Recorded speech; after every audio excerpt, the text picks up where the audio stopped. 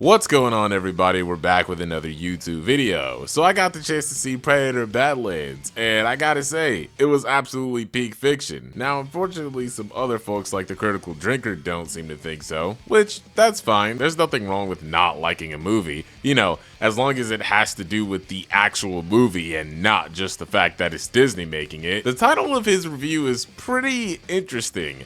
Disney consumes another franchise. Very interesting considering the fact that this is the same Disney that basically revived the Predator franchise, making Prey and Killer of Killers two of some of the most beloved pieces of Predator media in the franchise. So this whole idea of Disney consuming the Predator franchise has about as much validity as saying America ruined Godzilla, which is not much. Nonetheless, let's see what he has to say about this movie. I'm sure it'll be an extremely unbiased and completely fair review. Let's get into it. The movie kicks off on the Predator homeworld, which funnily enough looks almost exactly like the other planet where the bulk of this film takes place. Hats off for the imaginative environmental design, chaps. Anyway, for that reason, I'm gonna call it generic alien planet number 1, because that's all it is. Yeah, I'm not really sure where he got this from. You can clearly see the differences between the Predator homeworld and the Jenna planet in which the film actually takes place. Or are you just not paying attention, or did you actually watch the movie? I mean, we already know you're the type to make videos on media without actually watching them, but this complaint literally just comes down to you not paying attention to basic details of the movie. I know, Critical Drinker doesn't pay attention to the media he consumes, shocker. This is also where we meet our main man, Deck, but henceforth I shall name him Lumpy because it gives me literally seconds of amusement and I need to take whatever wins I can get from this one. Anyway, Lumpy is preparing to go on his first hunt so that he can become a fully fledged member of his clan, but his toxically masculine dad has other ideas and instead orders his brother to kill him because he's the runt of the litter. The situation soon goes the way of your average Scottish wedding and Lumpy ends up crash landing on generic alien planet number 2, where his mission is to find and kill the Kalisk, the most powerful and dangerous animal on the planet, and return victorious to generic alien planet number 1 so that he can take revenge on his toxically masculine dads. I mean, call me crazy here, but why not just go straight back there and kill him anyway? I mean, it's not like he's gonna have you back even if you do succeed. Whatever. Let's just go with it so that the rest of the plot can happen. Because he would lose. His brother, who was more experienced in fighting than he was, literally got his head chopped off protecting him. Why would he go back after watching his brother get completely outclassed by him? That makes no sense. Deck would not have even stood a chance against his father had he not went to that planet and endured what he did. Did you watch it? Stupid. So generic alien planet number 2 turns out to be a hostile, danger-filled hellhole where literally every animal, plant and object wants to kill you. It's a bit like Australia, except the locals are more friendly. Anyway, this is where Lumpy runs into quirky android lady who was part of a Weyland-Yutani expedition to the planet until her team got attacked and torn apart, literally, by the Kalisk. Oh yeah, and she can speak fluent Predator. How? Don't know. She makes some vague reference to other predators visiting the planet and talking to her, which makes no sense really because Lumpy's brother specifically said they don't go there because they're all afraid of the Kalisk. Okay, first off, the dad never explicitly says that they've never been to Jenna. It's only said that the dad is afraid of the Kalisk that's on Jenna. I mean, the only way they would even know that the Kalisk is on that planet would have been the fact that some of their species had been there at some point in time, which, as we find out from the android,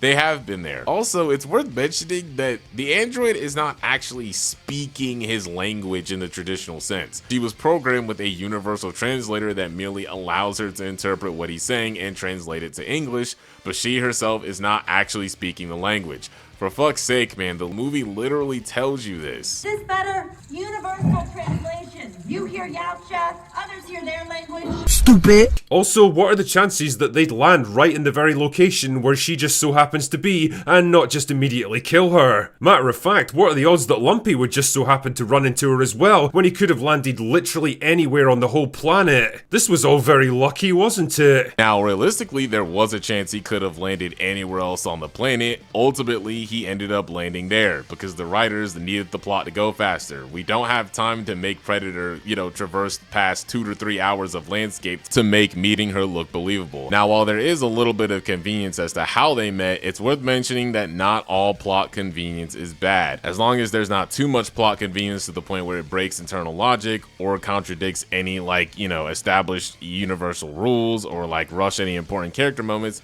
which it did none of these. It was literally just done to make the exposition move quicker. Then it's fine, and ultimately not a big deal. Anyway, pretty soon they strike up a deal. Quirky android lady will help him find and kill the Kalisk if he'll take her back to her base camp so that she can be repaired and rescued. And many wacky shenanigans ensue. They're even joined by a cute little alien named Bud who wants to be part of the gang as well. I hate so much about the things that you choose to be. What is wrong with Bud's presence in the movie, and why is it bad? Are you gonna explain any of this to any degree, or are you just gonna needlessly keep complaining for no reason? Can they hope to take down the most powerful killing machine in the universe so that he can finally confront his toxically masculine dad? Is quirky android lady hiding a secret from Lumpy? And what became of her sister Tessa, who also went missing during the expedition? The answer, of course, is who the fuck cares? See, that's the thing. The issue with these types of reviews is that they basically just rant and recap the plot in an extremely snarky and overly cynical manner without actually saying anything. I honestly don't know why people still watch his videos. It's literally just the exact same thing every time. He's not giving constructive criticism or even ideas on how you can make the movie better. He's just needlessly bitching and moaning for the sake of it. Like, a lot of the points that he made, as we seen earlier, can be easily debunked by just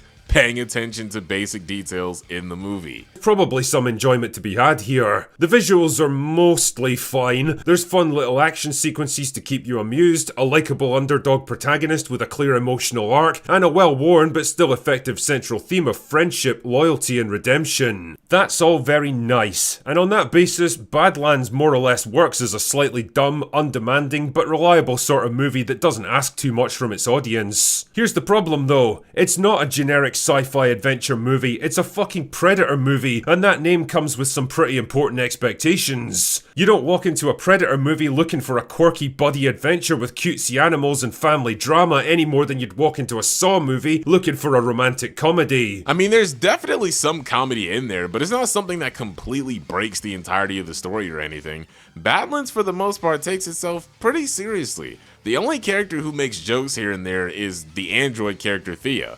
Deck, you know, the Yalta main character, makes one joke throughout the entire movie. That's it. Also, in case it wasn't clear from the premise of the film, this isn't a traditional Predator movie. This is a member of the clan who breaks away from their tradition. The whole movie is about him learning that the Yalta way isn't necessarily the answer to everything. Now, obviously, he's still a killer. He still kills things throughout the movie. But there's nothing wrong with trying new things or taking the characters down a new path as long as it's executed well. Which I would argue in this case, despite having some problems, it is. Honestly, go watch the original Predator, then skip straight to this thing and just think about what you've witnessed. The difference in tone, style, and intent is more jarring than taking an F1 car to 200 miles per hour and throwing it into reverse. It's insane to think these two movies even belong to the same franchise. Quippy humor and animal sidekicks absolutely do not belong anywhere near a Predator movie. I mean, why do you think Shane Black's film was such a gigantic clusterfuck? I'm sorry, did you create the Predator franchise?